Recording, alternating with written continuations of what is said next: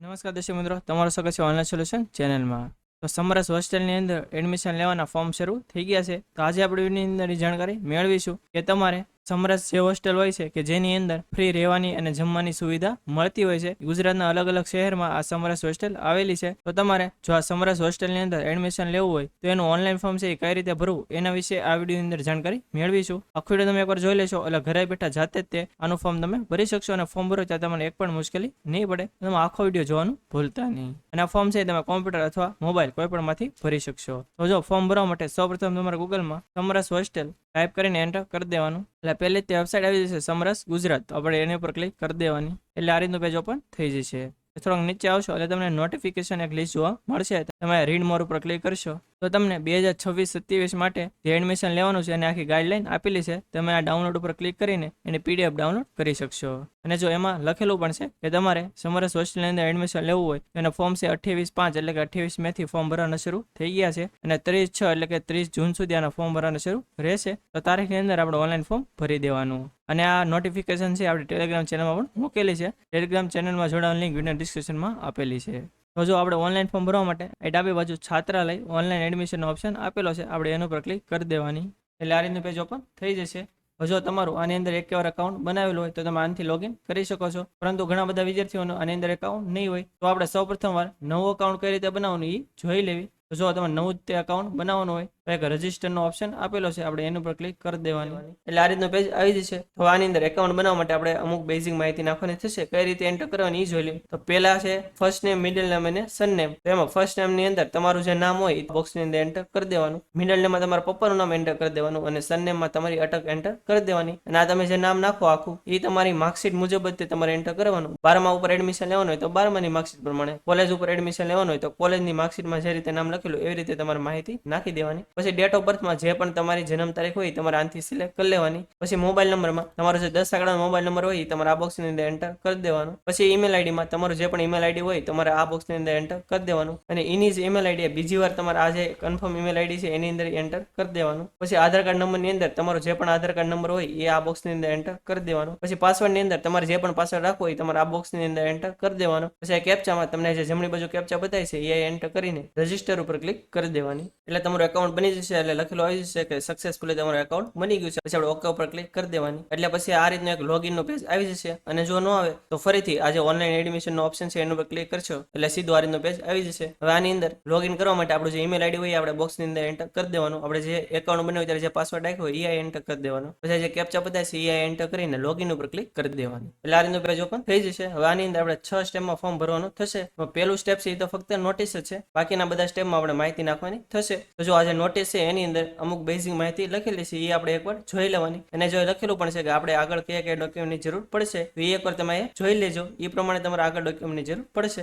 જો આ બધી માહિતી એકવાર વચાઈ જાય પછી તમારે આ એગ્રી ઉપર ક્લિક કરીને સેવ એન્ડ નેક્સ્ટ એની ઉપર ક્લિક કરી દેવાનું એટલે બીજું સ્ટેપ પર્સનલ ડિટેલનું આવી જશે. હવે આની અંદર આપણે અમુક બેઝિક માહિતી નાખવાની થશે. આપણે જે રજીસ્ટ્રેશન કરતી વખતે માહિતી નાખેલી છે જેમ કે આપણું નામ છે, ડેટ ઓફ બર્થ છે, મોબાઈલ નંબર, ઈમેલ આઈડી વગેરે અહીંયા આવી જશે. એની સિવાયની આપણે એન્ટર કરવાની થશે. તો જો એમાં પેલું છે સ્ટુડન્ટ ટાઈપ એટલે કે જો આપણે આ વર્ષે પહેલી વાર તે એપ્લાય કરતા હોય તો આપણે ન્યૂ ઉપર તે ક્લિક હશે ને એમને રહેવા દેવાની. ઇન કેસ કોઈ વિદ્યાર્થી આની પહેલા એપ્લાય કરેલું હોય અને હવે એને બીજા કે ત્રીજા વર્ષ માટે રહેવા માટે એપ્લાય કરવાનું થતું હોય તો એને રિન્યુઅલ ઉપર ક્લિક કરીને આગળ વધવાનું થશે. બાકી બધી માહિતી તો એને સેમ જ તે નાખવાની થશે. પરંતુ ફક્ત જો રિન્યુઅલ હોય તો એને રિન્યુઅલ સિલેક્ટ કરવાનું અને ફર્સ્ટ ટાઈમ આપણે એપ્લાય કરતા હોય તો ન્યૂ ઉપર ટીક રહેવા દેવાની. પછી આપણું નામ ને ડેટ ઓફ બર્થ લખી આવી જશે. પછી એ કાસ્ટની અંદર તમારે જે લાગુ પડતી હોય SC છે, ST કે SCBC કે અધર. હવે જો આની અંદર EWSમાં જે વિદ્યાર્થી આવતા હોય એને અધર સિલેક્ટ કરી લેવાનું અને પછી સબ કાસ્ટમાં ABC સિલેક્ટ કરી લેવાનું. અને જો કોઈ વિદ્યાર્થી SCBC વિચરિત વિમુક્તિ જાતિ કે એમાં જો કઈ આવતું હોય તો અલગથી ઓપ્શન આપેલો છે. પરંતુ જો એમાં કઈ ન આવતું હોય ફક્ત SCBCમાં આવતું હોય તો એને SCBC સિલેક્ટ કરી લેવાનું. પછી સબ કાસ્ટની અંદર એને જે પણ એની કાસ્ટ હોય સિલેક્ટ કરી લેવાની. એવી રીતે જો SC ST માં આવતો એની સિલેક્ટ કરશે તો એમાં પણ એને આયા સબ કાસ્ટમાં એની જે પણ કાસ્ટ આવતી હોય સિલેક્ટ કરી લેવાની. પછી છે જેન્ડર, તમારે જે પણ જેન્ડર લાગુ પડતું હોય સિલેક્ટ કરી લેવાનું. પછી મેરિટલ સ્ટેટસમાં જે લાગુ પડતું હોય તમારે સિલેક્ટ કરી લેવાનું. પછી આ ફેમિલી ઇન્કમમાં તમારો જે આવકનો દાખલો હોય એની અંદર જેટલી પણ ઇન્કમ લખેલી હોય તમારે આ બોક્સની અંદર એન્ટર કરી દેવાની. પછી સ્ટુડન્ટ એડ્રેસમાં તમારું જે ઘરનું પરમેનન્ટ એડ્રેસ હોય એ આપણે એન્ટર કરી દેવાનું. એમાં પેલું છે ડિસ્ટ્રિક્ટ, તમારું જે પણ ડિસ્ટ્રિક્ટ હોય તમારે સિલેક્ટ કરી લેવાનું. પછી અહીંયા રેસિડેન્ટ તાલુકા અથવા સિટી, એટલે કે તમે જો કોઈ તાલુકાની અંદર રહેતા હોય તો તમે તાલુકાનું નામ એન્ટર કરી દેવાનું. તમે જો કોઈ ગામડે એટલે કે વિલેજમાં રહેતા હોય તો તમારું વિલેજનું નામ એન્ટર કરી દેવાનું. પછી એડ્રેસમાં આ બોક્સની અંદર તમારું જે પણ આખું એડ્રેસ હોય એ આખું તમારે આ બોક્સની અંદર એન્ટર કરી દેવાનું. પછી પિનકોડની અંદર તમારું એરિયાનું જે પણ પિનકોડ હોય તમારે આખો એન્ટર કરી દેવાનું. પછી એ સ્ટુડન્ટ ફોટોમાં તમારો ફોટો અપલોડ કરવાનો થશે, તો અપલોડ કરવા માટે તમારે અપલોડનો જે ઓપ્શન છે એના પર ક્લિક કરી દેવાની, એટલે ફોટો અપલોડ થઈ જશે. બને તો ફોટો છે આપણે 50 KB સુધીની સાઈઝ આપણે રાખવાની, જેથી અપલોડ કરવા માટે કાંઈ પણ પ્રોબ્લેમ ન આવે. હવે આટલી માહિતી એન્ટર થઈ જાય પછી તમારે સેવ એન્ડ નેક્સ્ટ એના ઉપર ક્લિક કરી દેવાની. હવે આપણે આગળની માહિતી મેળવી એ પહેલા તમે જો આપણી ચેનલમાં નવા હો અને આપણી ચેનલ હજી સુધી સબસ્ક્રાઇબ ન કરી હોય તો ચેનલને સબસ્ક્રાઇબ કરવાનું ભૂલતા નહીં, જેથી આવી જ માહિતી તમને સમયસર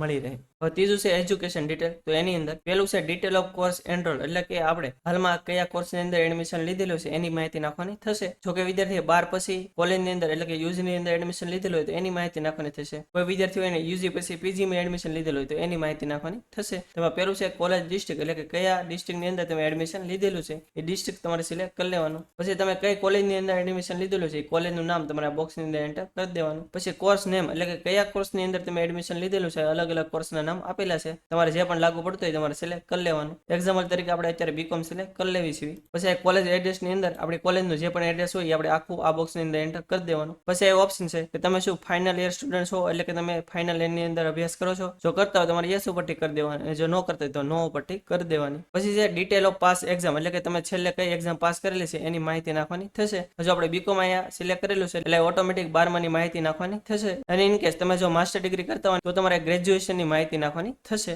એટલે તમારે કઈ માહિતી નાખવાની એ ઓટોમેટિક લખેલું હશે, એ પ્રમાણે તમારે બાકીની માહિતી નાખી દેવાની. તો જો 12 કે ડિપ્લોમાની માહિતી નાખવાની થતી હોય તો આપણે એ એન્ટર કરી દઈશું, અને જો ગ્રેજ્યુએશન લખેલું આવે તો આપણે એની માહિતી એન્ટર કરી દઈશું. તો હવે 12માની માહિતી નાખવાની થાય તો અહીંયા લખેલું આવશે કે તમારે કેટલા પર્સન્ટેજ આવેલા છે એ તમારા બોક્સની અંદર એન્ટર કરી દેવાના. હવે જો અહીંયા પર્સન્ટેજ લખેલું છે એટલે આપણે ફક્ત પર્સન્ટેજ જ તે અહીંયા લખવાના, પર્સન્ટાઇલ આપણે લખવાની નથી, એ ખાસ ધ્યાન રાખજો. પછી પાસ કોર્સ નેમ, એટલે કે તમે 12મું છે કયા કોર્સમાં પાસ કરેલું છે, સાયન્સ, આર્ટ્સ, કોમર્સ, એ તમારે એન્ટર કરી દેવાનું. ઇન કેસ કોઈને ગ્રેજ્યુએશન હોય તો એ કયા કોર્સની અંદર ગ્રેજ્યુએશન કરેલું છે એ એન્ટર કરી દેવાનું. પછી પાસ યરમાં કયા વર્ષે પાસ કરેલું છે યર એન્ટર કરી દેવાનું. પછી કોલેજ અથવા સ્કૂલ નેમમાં, એટલે કે કયા સ્કૂલમાંથી તમે 12 પાસ કરેલું છે એ એન્ટર કરી દેવાનું. અથવા ડિપ્લોમા ગ્રેજ્યુએશન કરેલું હોય તો કઈ કોલેજમાંથી કરેલું છે એ એન્ટર કરી દેવાનું. પછી તમારે સ્કૂલ કે કોલેજ જે લાગુ પડતી હોય એનું એડ્રેસ તમારે આ બોક્સની અંદર આખું એન્ટર કરી દેવાનું. હવે એટલી માહિતી એન્ટર થઈ જાય પછી તમારે સેવ એન્ડ નેક્સ્ટ એના પર ક્લિક કરી દેવાની. પછી ચોથું છે અધર ડિટેલ. તો એની અંદર પેલો ઓપ્શન છે કે ડિસેબલ, કે તમે શું હેન્ડીકેપ વિદ્યાર્થી છો, જો હો તો તમારે યસ ઉપર ટિક કરી દેવાની. તો તમારે કઈ ટાઈપની ડિસેબિલિટી છે એ સિલેક્ટ કરી લેવાની થશે. પછી તમારે કેટલા પર્સન્ટેજ ડિસેબિલિટી છે એ એન્ટર કરી દેવાની. અને જે તમે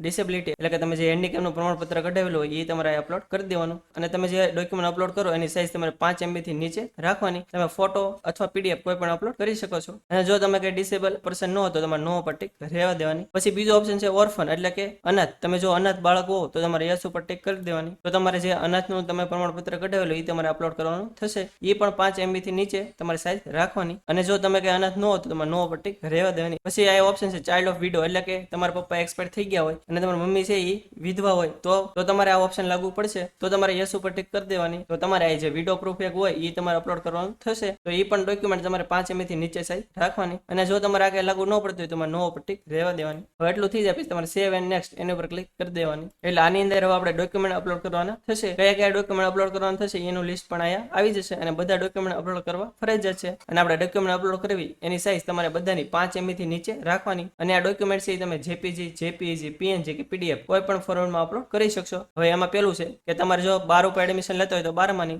ગ્રેજ્યુએશન ઉપર લેતા હોય તો ગ્રેજ્યુએશન, અને ડિપ્લોમા ઉપર લેતા હોય તો ડિપ્લોમાની જે પણ લાગુ પડતી હોય એ માર્કશીટ ચોઈસ ફાઇલ ઉપર ક્લિક કરીને જ્યાં પડી હોય સિલેક્ટ કરી લેવાની. એટલે તમે જે PDF અપલોડ કરશો એ અહીંયા આવી જશે. અને ઇન કેસ કોઈને એક કરતા વધારે માર્કશીટ થતી હોય તો બધાની કમ્બાઇન્ડ PDF કરીને પછી તમે અપલોડ કરી દેવાની. પછી બીજું છે LC, તો એ તમારે અહીંયા ચોઈસ ફાઇલ ઉપર ક્લિક કરીને જ્યાં પડ્યું સિલેક્ટ કરી લેવાનું. એવી રીતે કાસ્ટ સર્ટિફિકેટ અહીં અપલોડ કરી દેવાનું. પછી એવી રીતે ઇન્કમ સર્ટિફિકેટ હોય એ તમારે અહીં અપલોડ કરી દેવાનું. અને પછી છેલ્લું છે આધાર કાર્ડ, તો એ તમારે અપલોડ કરી દેવાનું.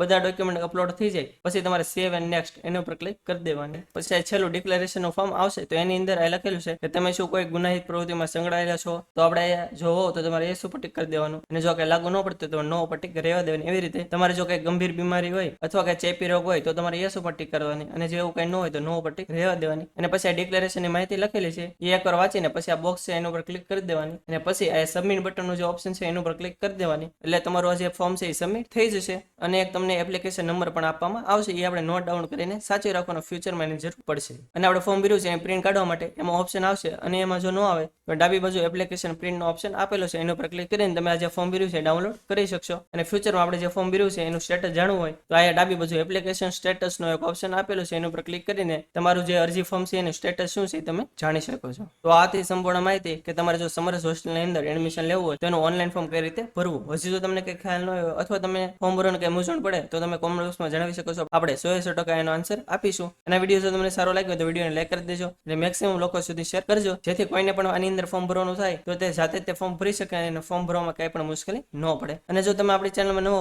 અને આપણી ચેનલ હજી સુધી સબસ્ક્રાઇબ ન કરી હોય તો ચેનલને સબસ્ક્રાઇબ કરવાનું ભૂલતા નહીં, જેથી આવી જ માહિતી તમને સમયસર મળતી રહે. અને આપણી ટેલિગ્રામ અને વોટ્સઅપમાં પણ ચેનલ છે, એની અંદર જો તમે જોડાયેલા ન હો તો નીચે ડિસ્ક્રિપ્શનમાં લિંક આપેલી છે, એના ઉપર ક્લિક કરીને તમે એમાં જોડાઈ શકો છો, જેથી આવી જ માહિતી તમને સમયસર ત્યાં મળી રહે. તો આજ માટે બસ એટલું જ. મળશું આપણે નેક્સ્ટ વિડીયોમાં. ત્યાં સુધી બધાને જય હિન્દ.